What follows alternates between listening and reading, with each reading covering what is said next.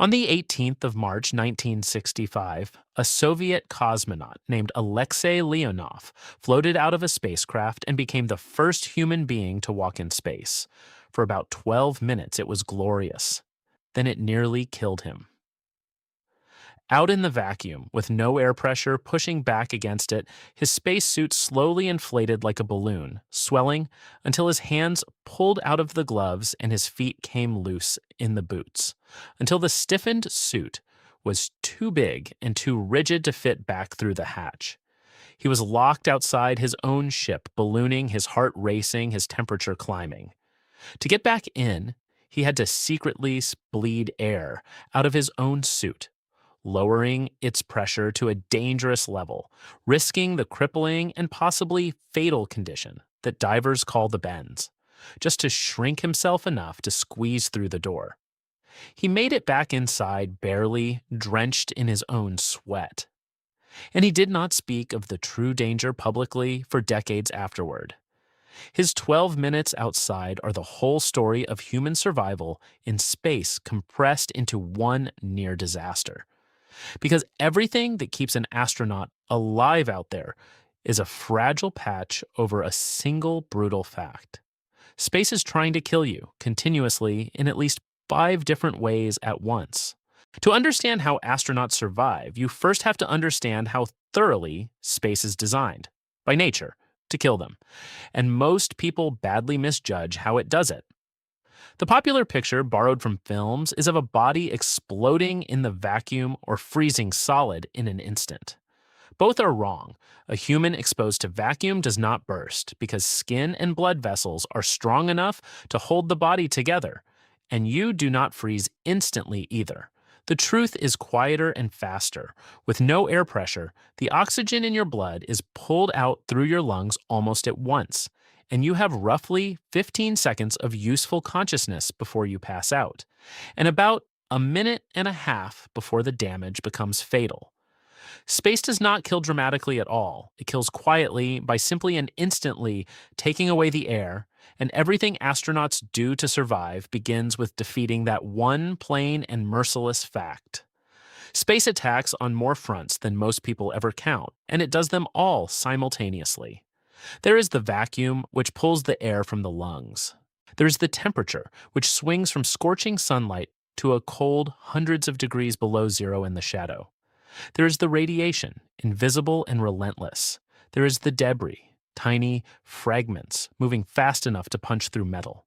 There is the weightlessness, quietly dismantling the body from within. And there is the sheer isolation, grinding on the mind. No single wall stops all of these. Survival in space is not one defense, but a stack of them, each aimed at a different killer, all of which are present at every moment, none of which ever takes a break. The first and most fundamental defense is a bubble of Earth carried into the void. Every spacecraft and every spacesuit is, at its heart, a sealed container holding a pocket of breathable atmosphere at a survivable pressure, a small piece of the planet's surface wrapped in metal and fabric and taken along. Inside the space station, the air is kept at roughly the same pressure and oxygen level as a room on Earth, so an astronaut in shirt sleeves can breathe as easily as you can now. The suit does the same job in a far smaller package. It is not clothing. It is a personal spacecraft, a human-shaped pressure vessel with its own air supply, and the only thing standing between the wearer and the 15-second death outside is the integrity of that seal. If you have ever seen the thick white spacesuit an astronaut wears outside and wondered why it is so bulky, you're looking at the layered defense against everything the vacuum throws at once. That suit is built of more than a dozen separate layers, each fighting a different threat. Some hold in the pressure that keeps the blood from boiling out. Some carry the cooling water that dumps the body's heat. Some are woven, tough enough to resist a strike from a speck of orbital debris moving faster than a bullet. Others reflect the ferocious heat of raw sunlight on one side, while the shadowed side plunges toward hundreds of degrees below zero. The suit is heavy and stiff and awkward on Earth, and every ounce of that bulk is a wall against a specific way space is trying to kill the person inside it. It is less a garment than a wearable summary of every danger out there. Keeping that bubble breathable over months is a chemistry problem that never sleeps. A human being does two dangerous things to sealed air. They use up the oxygen and they exhale carbon dioxide, which becomes poisonous long before the oxygen runs out. So the life support system on the station constantly does both jobs. It generates fresh oxygen, splitting it out of water using electricity, and it continuously scrubs the carbon dioxide back out of the air before it can build up to deadly levels. If the scrubbers fail, the crew does not gasp for lack of oxygen. They are poisoned by their own breath, growing confused and drowsy as the carbon dioxide rises, which is exactly the danger the Apollo 13 crew faced when they had to build a makeshift air scrubber from spare parts to stay alive. The pressure inside the bubble is itself a delicate compromise that few people ever think about. Fill a suit with air at the same pressure as sea level, and it becomes so stiff when surrounded by vacuum that the astronaut can barely bend a finger, exactly the ballooning that trapped Leonov. So spacesuits run at a much lower pressure than the cabin, which keeps them flexible enough to work in, but creates a new danger. Dropping suddenly from cabin pressure to suit pressure can force nitrogen out of the blood into bubbles, the same crippling bends that afflict deep sea divers who surface too fast. To avoid it, astronauts preparing for a spacewalk spend hours breathing pure oxygen beforehand, flushing the nitrogen out of their bodies before they ever open the hatch. Even putting on the suit is a slow negotiation with the physics of pressure, and getting it wrong can cripple or kill. Water and food have to come from a nearly closed loop because there is no resupply between you and the ground except at great cost. Every pound of anything lifted to orbit is brutally expensive, costing thousands of dollars just to reach the station. So the crew recycles with a thoroughness that would strike most people as unappetizing. Roughly 90% or more of all water aboard is reclaimed and reused, including the humidity breathed into the air, the moisture from washing, and yes, the crew's own urine, cleaned and purified back into drinking water. Astronauts joke that today's coffee becomes tomorrow's coffee. It is not a joke so much as a survival necessity, because carrying enough fresh water for a long mission would cost more than the mission could bear. The bubble of Earth has to be a bubble that recycles almost everything because almost nothing can be thrown away or replaced. If you have ever wondered why astronauts do not simply freeze in the cold of space, you have fallen for the most common misconception of all, and the truth is the exact opposite of what you would expect. Space is not primarily a cold problem. It is a heat problem. On Earth, a warm body sheds heat into the surrounding air, which carries it away. But vacuum is the perfect insulator, an empty nothing that cannot carry heat off at all. A working spacecraft full of humans and electronics and sunlight pouring through the windows tends to overheat, not freeze, because the heat has nowhere to go. The hardest job of a spacesuit is often not keeping the astronaut warm, but keeping them cool, which is why underneath the suit the astronaut wears a garment threaded with tubes of chilled water, running across the whole body, carrying away the heat that the vacuum refuses to take. The usual story is that surviving in space is mainly about the spacecraft, about building a good enough machine to hold the air and the warmth. That story does not survive the medical data because the deadliest enemy out there passes straight through the machine as if it were not there.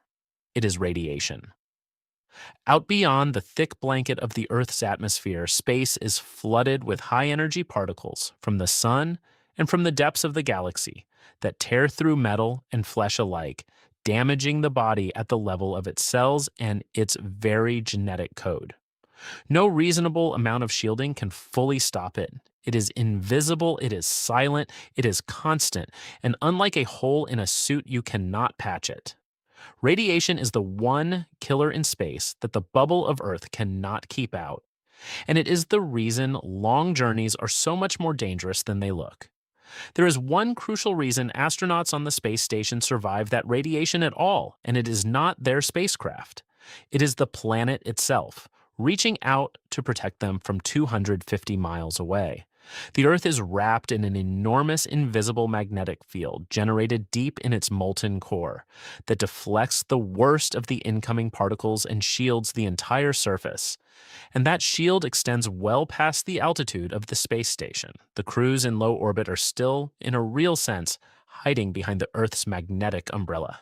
This is the hidden fact that makes the station survivable in deep space so much deadlier. Because an astronaut traveling to Mars would leave that umbrella behind entirely, out into the full radiation of open space, with nothing but the thin walls of their ship for protection. The thing keeping station crews safe is not something they carry, it is something they have not yet left. There's a second, sneakier radiation danger that shows how little the machine can do. Every so often, the sun erupts in a storm, hurling out a burst of particles so intense that it could deliver a dangerous dose to an unshielded crew in hours. On the station, when such a storm is detected, the crew cannot flee because there is nowhere to go. Instead, they retreat to the most heavily shielded corner of the station, often the areas surrounded by water tanks and dense equipment, and wait for the storm to pass, using their own supplies and hardware as a makeshift radiation shelter. It is a striking image of the whole problem. Against the one threat the bubble cannot keep out, the best the crew can do is huddle behind their own drinking water and hope the star 93 million miles away calms down in time. The body itself becomes an enemy in weightlessness, and keeping it alive means fighting its own slow decay. A human body is built for gravity, and without it, the body concludes it no longer needs its strength and begins to dismantle it. Bones lose calcium and grow brittle, shedding mass every month they spend in orbit. Muscles, no longer working against any weight, wither and shrink. Fluids that gravity normally pulls down into the legs drift up into the head and chest, puffing the face and, over time, even reshaping the eyes and threatening the astronaut's vision. Left unchecked, a long mission would return a crew too weak to stand. So the crew fights back with the only weapon available, exercise, roughly 2 hours of it every single day, strapped into treadmills and resistance machines that fake the load of gravity, not to stay fit, but to keep their own bodies from consuming themselves. Even sleep and the simplest daily acts have to be reinvented for a place with no up and no down. An astronaut sleeps zipped into a bag tethered to a wall so they do not drift into equipment or another crewmate in the night, in any orientation, because there is no floor to lie on. Eating means managing food that will float away if released, drinking from sealed pouches through straws because an open cup of liquid is impossible. Using the toilet becomes an engineering challenge solved with airflow instead of gravity, one of the systems astronauts describe as the most important machine on the entire station, because when it breaks, life aboard becomes intolerable within hours. Survival is not only the grand systems, it is 1,000 small redesigns of ordinary human life, every one of them necessary, because nothing a body does on Earth works the same way when it is falling forever. Even the mind has to be kept alive in a way that rarely gets mentioned.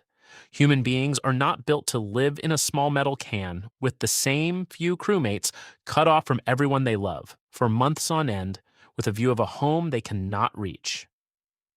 The isolation, the confinement, and the unrelenting closeness can wear on the strongest people. And a crew that falls into conflict or despair is as much a danger to the mission as a failing air scrubber. So survival includes the careful management of the human spirit, regular contact with family, small comforts, favorite foods, a window to look out of, and crews chosen and trained as much for their temperament as for their skills. Keeping people alive in space turns out to include keeping them sane, and that has proven to be one of the harder problems, not one of the easier ones. Every one of these defenses shares the same terrible property, and it is the deepest truth about surviving in space. Each system that keeps an astronaut alive is one failure away from killing them. The air is breathable until the seal breaks. The water flows until the recycler fails. The temperature holds until the cooling stops. On Earth, if your house loses power, you are uncomfortable. In space, if any single one of a dozen systems fails and cannot be fixed in time, you die often in minutes.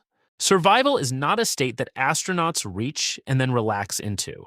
It is a continuous act, a machine and a crew working together every second to hold back an environment that would kill them the very instant the machine stopped. There is no coasting. There is only the maintained bubble and the void pressing on it from every side. All of this is also why a journey to Mars is a survival problem of a completely different order, not just a longer version of the same trip. A crew bound for Mars would leave the Earth's magnetic umbrella behind for years, exposed to the full radiation of open space with no shelter to run to and no quick way home. They would carry every scrap of their air, water, and food across months where no resupply could reach them, dependent on recycling systems that would have to run flawlessly for far longer than any station system has ever been trusted to.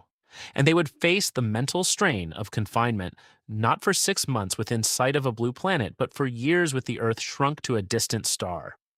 Everything that keeps a station crew alive was built assuming rescue and resupply were possible. On the way to Mars, they are not, and that single change turns every solved problem back into an open one. The engineers and doctors who worked all of this out were not wrong, and it is worth honoring what they achieved. Starting from Leonov's ballooning suit and a near disaster on the very first spacewalk, they built system by system, a way for fragile human bodies to live for a year at a time in a place that should kill them in 90 seconds. They defeated the vacuum with pressure, the suffocation with chemistry, the thirst with recycling, the heat with chilled water, and the body's decay with exercise. And they did it so well that we now think of people living in orbit as routine. It is not routine. It is one of the most sustained engineering triumphs in history. A bubble of Earth held open in the dark by nothing but human ingenuity and constant, unforgiving attention. The law of survival in space is one that applies to any fragile thing kept alive in a hostile place. Safety out there is never a wall you build once and forget.